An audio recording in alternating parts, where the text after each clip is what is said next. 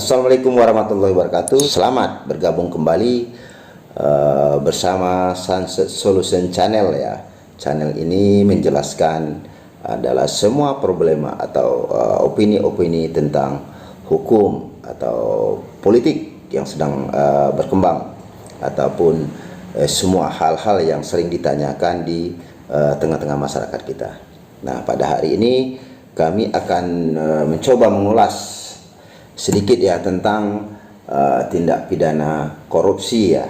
Korupsi pada tayangan kami berikutnya sudah kami jelaskan apa itu tindak pidana korupsi menurut ketentuan undang-undang tindak pidana korupsi. Nah, pada hari ini secara detail kami fokus tentang penjelasannya apa itu tindak pidana korupsi, sehingga terkadang di tengah masyarakat kita sering mendengar bahwa ada perbedaan tentang tindak pidana korupsi ya. Nah, apapun perbedaannya kita tetap kembali kepada dasar hukumnya, yaitu adalah regulasi yang mengaturnya. Pada hari ini kami tidak bicara pasalnya, kami bicara pokok-pokok yang ada terjadi yang tercantum dalam pokok unsur-unsur pikiran yang tercantum di dalam undang-undang ini ya, undang-undang pidana korupsi. Terkadang juga kita sering dengar bahwa sesuatu tindak pidana korupsi banyak sekali yang berkomentar bahwa itu bukan tindak pidana korupsi. Nah, kadang-kadang yang sudah jadi tersangka atau sudah ditetapkan dinyatakan bersalah ya, dinyatakan secara bersalah oleh pengadilan dan sudah inkrah atau sudah mempunyai kekuatan hukum yang tetap, masih ada juga yang mengatakan terkadang tindakan tersebut adalah suatu yang direkayasa, padahal dalam fakta persidangan ini semuanya dibuka, semua fakta hukumnya itu dibuka semua, sehingga baru dapat menghukum seseorang, dinyatakan seorang bersalah atau tidak. Nah, jadi pada hari ini kami akan mencoba menjelaskan fakta hukumnya, apa itu yang dikatakan korupsi. Secara umum, korupsi itu adalah istilah umum, kalau kita lihat dalam pengertian secara umum ya, secara umum korupsi itu artinya sebenarnya suatu perbuatan yang merusak. Sering sekali kita ketemu korup artinya merusak. Nah, di dalam undang-undang kita tidak tuangkan kata-kata merusak, tapi dituangkan dalam beberapa unsur ya, unsur perbuatan seseorang atau beberapa orang ya dalam koperasi melakukan suatu tindakan atau perbuatan melawan hukum dalam kewenangannya, merugikan negara ya, baik untuk memperkaya dirinya maupun untuk orang lain maupun kelompoknya, yang menyebabkan keuangan negara itu dirugikan. Nah, ini secara hukumnya tindak pidana korupsi itu. Di sini kami dapat kita sebutkan satu persatu itu unsur yang terdapat pada pasal tindak pidana korupsi, yaitu pertama yaitu perbuatan melawan hukum ya, kedua penyalahgunaan wewenang, ketiga menggunakan kesempatan, ketiga memperkaya diri orang lain atau korporasi milik sendiri, yang ketiga, yang keempat itu merugikan keuangan negara atau perekonomian negara. Nah, inilah yang unsur-unsur pokok yang terdapat dalam tindak pidana korupsi. Dalam jabaran tindak pidana korupsi juga itu mencakup beberapa unsur lain, yaitu umpamanya memberi atau menerima hadiah atau janji ya, janji. Nah, sepertinya penyuapan tapi dalam kewenangan ya, yang dapat merugikan negara. Ini juga termasuk dalam bagian dari tindak pidana korupsi, yaitu penggelapan jabatan ya. Penggelapan jabatan itu adalah juga tindak pidana korupsi. Selanjutnya adalah pemerasan jabatan. Nah, ini sering terjadi dalam biasanya dalam ranah politik ya. Sering terjadi pemerasan untuk mendapatkan sesuatu jabatan, sehingga menerima upah ya, upah menerima berupa uang biasanya. yang sering kita sebut adalah gravitasi. Gravitasi yaitu bagi pegawai negeri atau penyelenggara negara. Nah, inilah unsur-unsur yang ada dalam tindak pidana korupsi. Secara keseluruhan, tindak pidana korupsi ini dapat kita kelompokkan dalam 7 ya, dalam dari seluruh isi dari sebuah undang-undang atau aturan mengatur tindak pidana korupsi dapat kita bagikan 7 kelompok perbuatan yang dapat kita namakan korupsi. Yaitu yang pertama dapat kita lihat, sering kita dengar sekali, yaitu perbuatan suap menyuap ya, suap menyuap baik dalam untuk mendapatkan sesuatu proyek ya, suatu proyek yang ditenderkan sehingga melakukan penyuapan terhadap suatu jabatan ya, suatu jabatan tertentu untuk mendapatkan proyek tersebut. Biasanya ini dilakukan oleh para kontraktor ya dengan segala caranya, atau juga melakukan penyuapan untuk mendapat posisi tertentu atau jabatan tertentu dalam pemerintahan. Nah, ini termasuk suatu kelompok perbuatan tindak pidana korupsi. Nah, yang kedua yaitu sering kita dengar, yaitu korupsi penggelapan jabatan.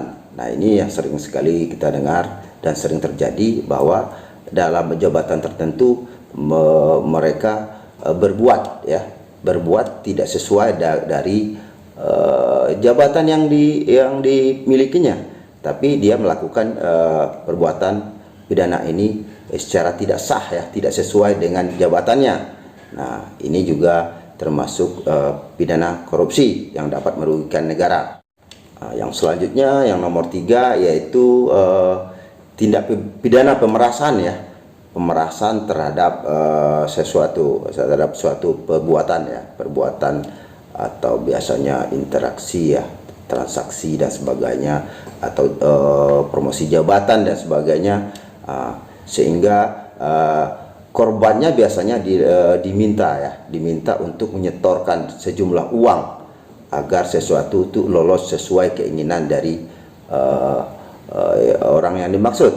Nah, terkadang sesuatu itu sudah berjalan murni ya, normal seperti aturan yang sebenarnya, akan tetapi dengan jabatan tertentu seorang terkadang melakukan pemaksaan terhadap seseorang itu untuk menyetorkan sesuatu uang ya, untuk umpamanya balas jasa gitu ya.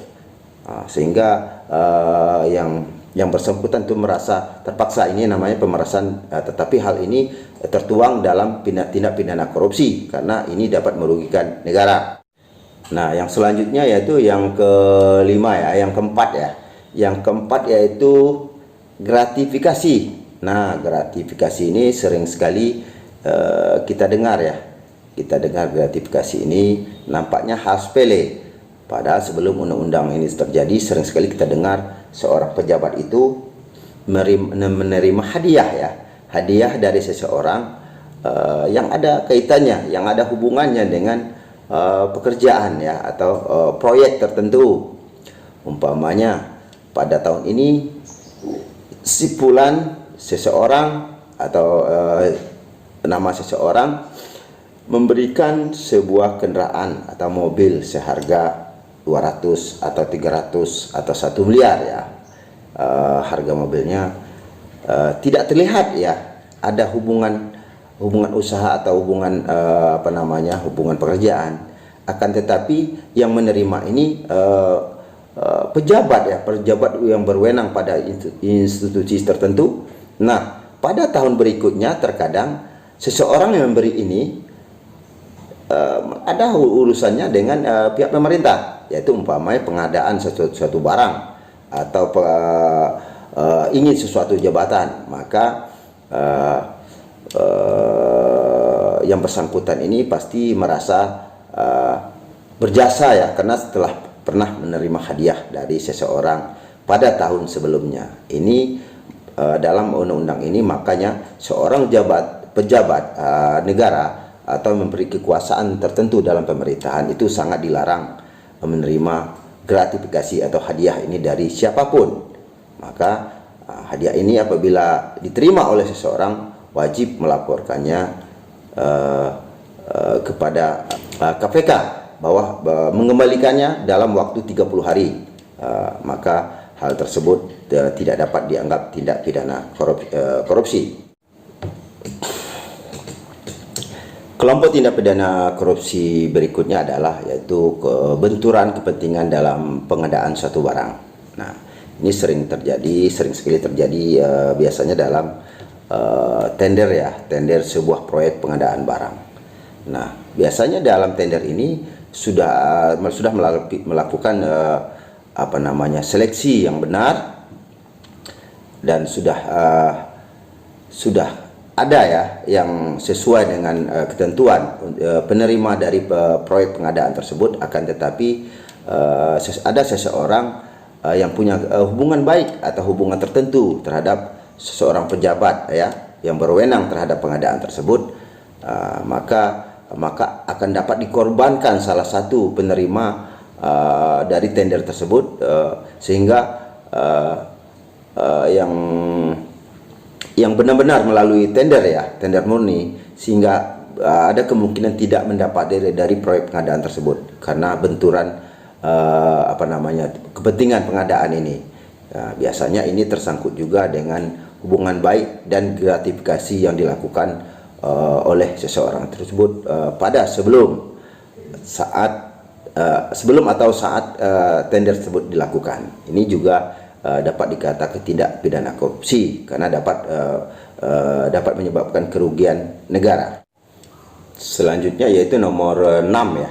Nomor 6 itu perbuatan curang ya.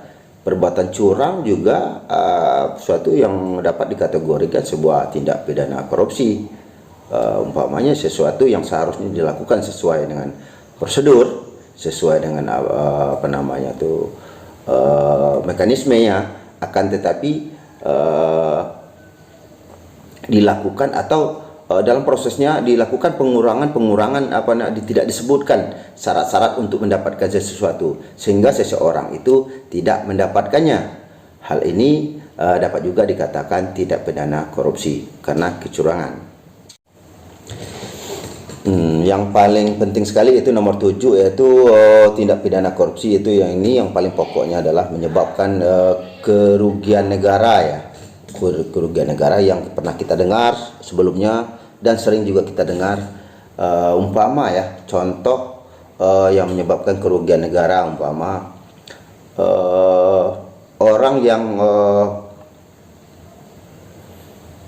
wajib pajak yang umpamanya harus membayar tagihan pajaknya, yaitu umpama 1 miliar umpamanya pajaknya yang mesti dibayar karena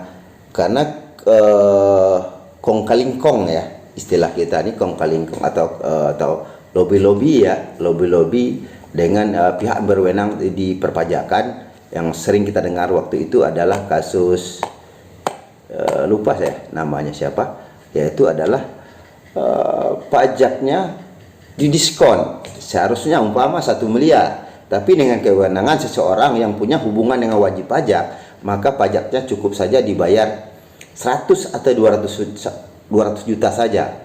Nah, dengan trik-trik dan cara sesuai yang di kewenangan yang ada pada pejabat tersebut, maka pihak negara dapat dikatakan dirugikan. Nah, di sini cukup jelas sekali merugikan negara. Biasanya tindakan ini pemotongan kewajiban pajak umpamanya dibayar 200 juta, maka pejabat tersebut biasanya menerima lebih dari itu ya.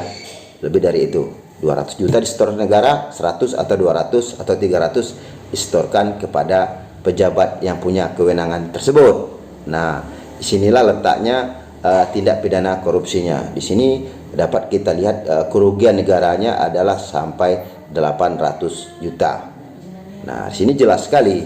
Nah, ini salah satu contoh saja suatu perbuatan hukum atau perbuatan tidak pidana yang merugikan negara.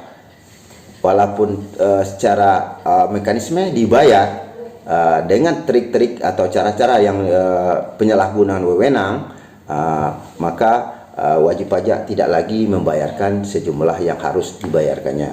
Nah, inilah beberapa kelompok yang dapat dikatakan tindak pidana korupsi. Nah, itulah sekilas tentang pidana korupsi yang dapat kami sampaikan. Kami sangat mengharapkan agar apa yang kami sampaikan ini dapat dimengerti atau dicerna oleh penonton Sunset Solution Channel.